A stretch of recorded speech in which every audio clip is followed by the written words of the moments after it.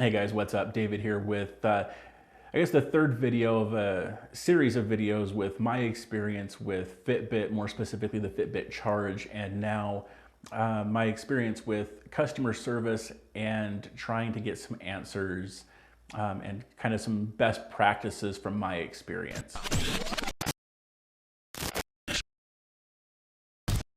So first, if you have a problem with your device, submit a ticket. Don't call, don't try to hit them up on social media, don't do any of that, just submit a ticket. You'll get an autoresponder saying that they have received your ticket. At that point, once you have a ticket number, then you can call. And the reason I say this is recently I had a situation where, if you've actually seen the two previous videos that I've made about Fitbit, I keep having a recurring issue. So I called Fitbit to see if I could get some answers as far as best practices to keep the devices from falling apart. The person I spoke with, I told him I was looking to just talk to somebody, see if I could get some kind of a statement to tell you guys, Fitbit says do this. He took that as meaning I was looking for sponsorship from Fitbit, and so I spent several days dueling with Fitbit on social media because the people I was talking to on the phone weren't giving me anything.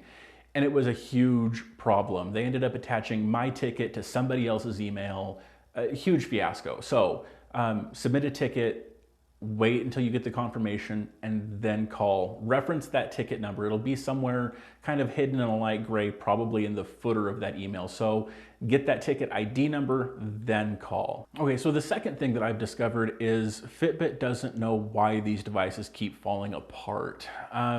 After finally getting hold of a couple people who seemed to know what was going on, at least well enough to talk to me about the situation, they don't know why these bands keep falling apart. It's a known issue. They're working on it. I've been told that their engineering team is taking the devices. I guess some people are having their devices shipped back for that exchange process, and the engineers are looking at those to see if there's anything that they can spot that is telling them, or that can tell them, why these devices keep falling apart. At this point, they don't know.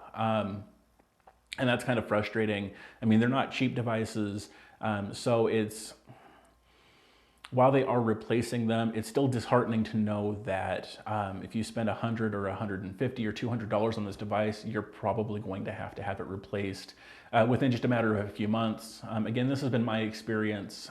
Your mileage may vary. So after talking to a couple of different people, everybody kept referring me back to their product care page, which basically just says, keep it dry, keep it clean, don't wear it too tight. That's the same advice you're going to get if you call and ask them. They're going to refer you to this page. They're not going to have any answers other than that, because they don't have any answers other than that. Keep it clean, keep it dry, and don't wear it too tight. I wish I had more than that. The problem is I keep it clean, I keep it dry, and I don't wear it too tight. I don't like things on my wrist being very tight at all, so that's never been an issue for me. So in addition to keeping it, not wearing it too tight, I don't even wear it like when I wash my hands.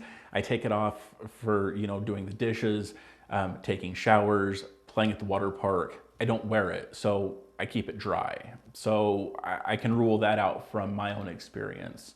And keeping it clean, that seems to kind of go without saying. Keep your electronics clean. I mean, I get it. It's kind of like a watch, but it's still an electronic device. They suggest using just clean water. They say don't use hand soap. They say don't use dish soap. Wipe it off with some water. They say that you can use rubbing alcohol to keep it clean, but ultimately, those are the bits of advice that they've given, and I wish I had more for you. This is actually my third device. I received one for Christmas, and this is my second replacement since then, and it's only been 9 months. So that's kind of disconcerting. And I hate to say this, but until they get the issue figured out, I can't recommend the product. Customer service is great, the platform is great, the product not so much. Again, I understand that I am a small fraction of their consumer base, and I've had hundreds of people tell me that their devices have fallen apart as well. Apparently we're in the minority, and that's fine, I guess. But the fact is, it's still my third device in 9 months. I've actually not put this device on my wrist because I wanted to get clarification from somebody at Fitbit as far as what I'm doing wrong. Both of the people that I've actually had conversations with said I'm not doing anything wrong and this is an anomaly. They don't know what's going on. So I'm going to go ahead and open this thing up. I'm going to put it on my wrist and I'm going to hope for the best.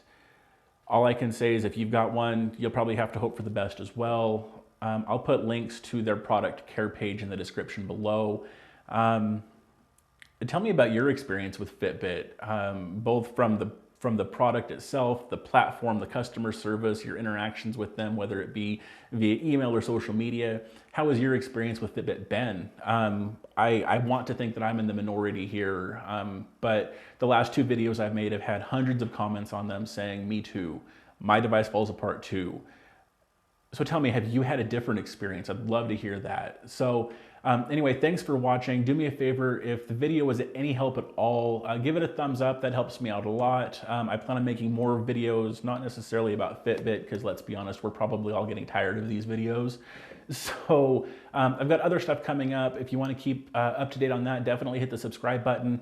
And do me a favor, if you know somebody who has a Fitbit device, share this video with them so that they can kind of get an idea of what's going on. So anyway, thanks a lot for watching, and I'll talk to you in the next one.